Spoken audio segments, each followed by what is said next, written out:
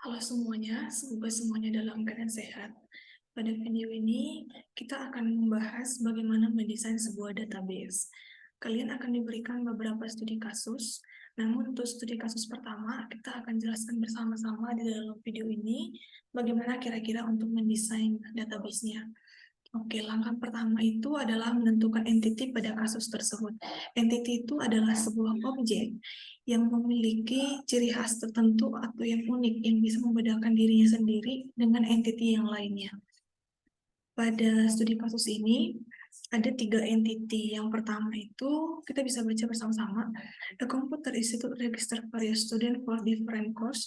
The course are taught by faculty member at the institute. Yang artinya, mahasiswa bisa mendaftarkan beberapa kursus yang berbeda, dan di mana kursus itu disediakan atau diadakan oleh fakultas di institut tersebut. A student may register for one or more course, and a course may have one or more student. Dikatakan bahwa seorang student bisa mendaftar satu atau lebih kursus, dan satu kursus mungkin memiliki satu atau lebih mahasiswa. Dari penjelasan ini, kita mendapatkan dua entity, yaitu entity student dan entity kursus. Kedua entity ini sangat berbeda dan juga saling berelasi. Kita bisa langsung tuliskan juga di toolsnya. Ada entity student dan entity kursus. Student and course ya. Kemudian, a course is taught by one faculty, however, a faculty may conduct multiple course.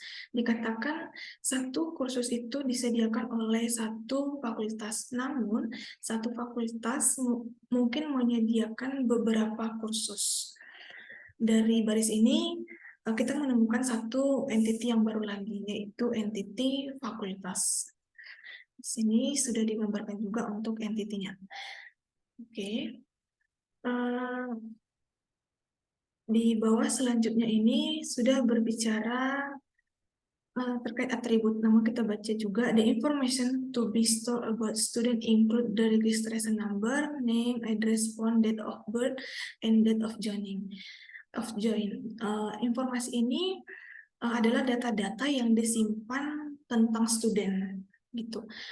Jadi student itu di dalam database-nya akan menyimpan datanya, yaitu registrasi numbernya, nama, address, phone, tanggal lahir, dan tanggal bergabung.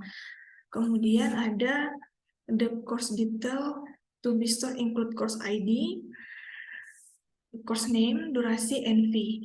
Data untuk kursusnya itu ada ID, ada nama, ada durasi, dan ada biaya. Sementara detail dari fakultas atau data untuk fakultasnya ada ID, ada nama, ada address atau alamat, dan ada nomor teleponnya. Oke, jadi jelas untuk entity-nya itu ada 3, ada student, ada mata kuliah atau kursus, dan ada fakultas. Oke, ini sudah digambarkan. Langkah kedua, definisikan atribut-atribut yang dimiliki oleh setiap entity. Oke, di tahap 1 tadi kita sudah menentukan entity-nya. Setiap entity pasti memiliki yang namanya atribut. Atribut itu adalah karakteristik atau data-data yang menyimpan karakteristik dari sebuah entity. Jadi singkatnya atribut itu adalah penjelasan dari entity-nya, data dari entity-nya. Di sini tadi sudah kita baca. Untuk student itu sendiri atributnya adalah registrasi number, nama, address, sampai date of join. Dan untuk kursusnya sendiri, course-nya atributnya itu adalah course ID, course name, durasi, dan fee.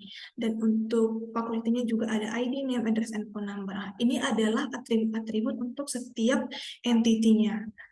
Di sini kita sudah gambarkan juga untuk studentnya ada atributnya sebanyak 6.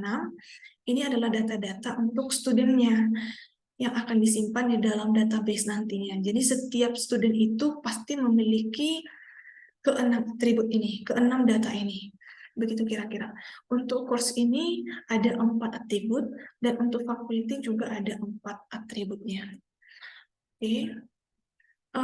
Di dalam atribut itu juga ada dikatakan yang namanya primary key, yang dimana primary key itu adalah atribut yang unik, yang menjadi pembeda dari yang lainnya. Contohnya entity student. Entity student itu student di dalam database itu pasti lebih dari satu. Ada student misalnya 10 mahasiswa gitu. Yang membedakan mahasiswa ini dari datanya kira-kira apa? Kalau kita coba dari nama misalnya, ada kemungkinan dari 10 mahasiswa itu memiliki nama yang sama. Yang pastinya kalau sama berarti tidak unik, tidak bisa membedakan satu yang lain. Jadi kira-kira dari keenam atribut ini yang memungkinkan untuk menjadi atribut primary key-nya itu adalah register number-nya, yang dimana pastinya nomor registrasi kita ketika mendaftarkan suatu mata kuliah atau ke kampus itu pastinya berbeda dengan yang lainnya. Untuk course sendiri, yang menjadi pembedanya adalah ID, pasti berbeda ID untuk setiap kursus. Untuk fakultas juga ada ID yang menjadi primary key-nya. Oke. Selesai untuk entity dan atribut dari setiap entity. Yang ketiga, langkahnya adalah tentukan entity set yang saling berelasi. Jadi, dari ketiga entity ini kita harus menentukan yang manakah entity yang saling berelasi. Dan itu sudah dijelaskan di dalam studi kasusnya juga. Bisa kita lihat di sini, a student may register for one or more course and a course may have one or more student. Dari sini jelas terlihat bahwa entity student dan kursus itu saling berelasi, ada hubungannya. Oke, kita ambil dari sini, di tools ini, relasi. Di sini saya menggunakan, pilih yang konektor ya. Di sini saya menggunakan tools enterprise. Oke, ini entity yang berelasi salah satunya. Terus di bawahnya ada lagi, a course is taught by one faculty. However, a faculty may conduct multiple kursus. Dikatakan kursus itu diadakan oleh fakultas. Pastinya kursus ini, entity course ini berrelasi dengan entity faculty. Untuk membuat relasinya, relationship-nya juga bisa seperti ini.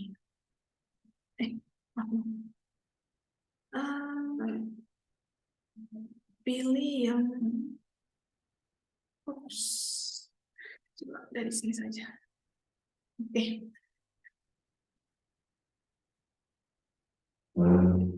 Yang berhubungan itu adalah student dan course dan faculty. Student dan faculty itu tidak ada dijelaskan dalam studi kasusnya. Jadi kita tidak membuat itu adalah, jadi itu kita tidak membuat itu suatu entity yang berelasi. Selanjutnya di nomor 4, tentukan kardinalitas minimum atau maksimum cardinality dari relasi antar entity. Jadi berdasarkan dari entity yang berelasi, kita harus menentukan kardinalitasnya dari berapa sampai berapa. Kardinalitas itu ada 3, one to one, one to many, dan many to many. Di studi kasus ini, pertama itu entity student dan course-nya.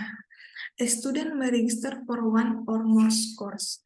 Berarti satu student bisa mendaftar 1 sampai banyak kursus. Oke. Kita buat di sini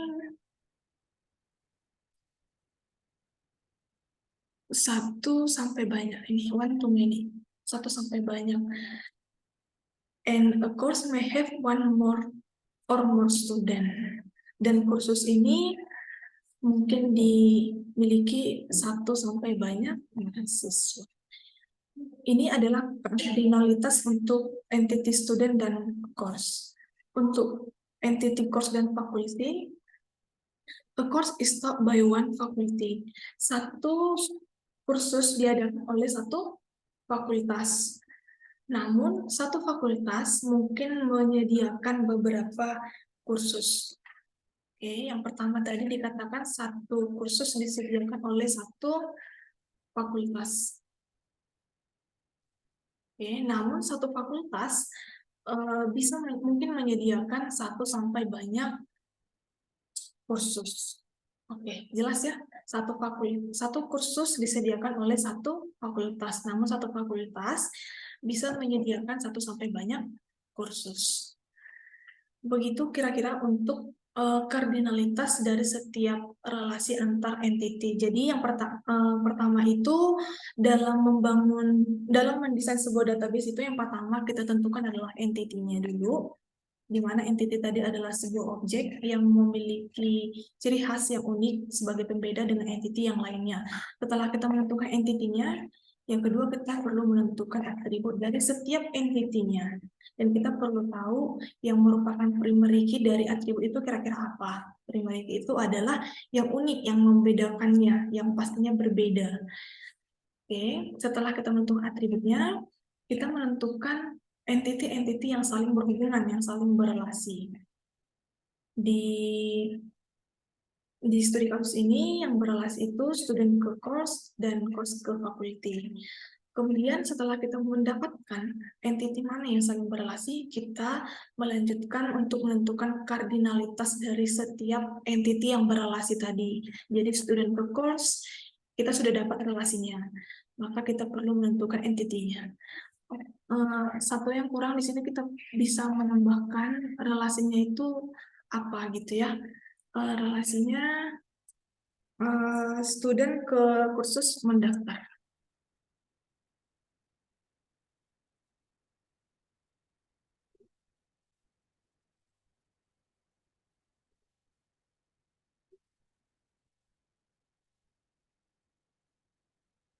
Oke, jadi nampak relasinya itu apa gitu ya. Course ke fakulti menyediakan kursus.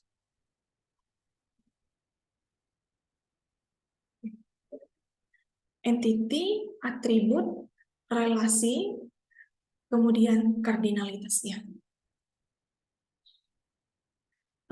Kira-kira seperti itulah yang menjadi desain dari database studi kasus nomor 1.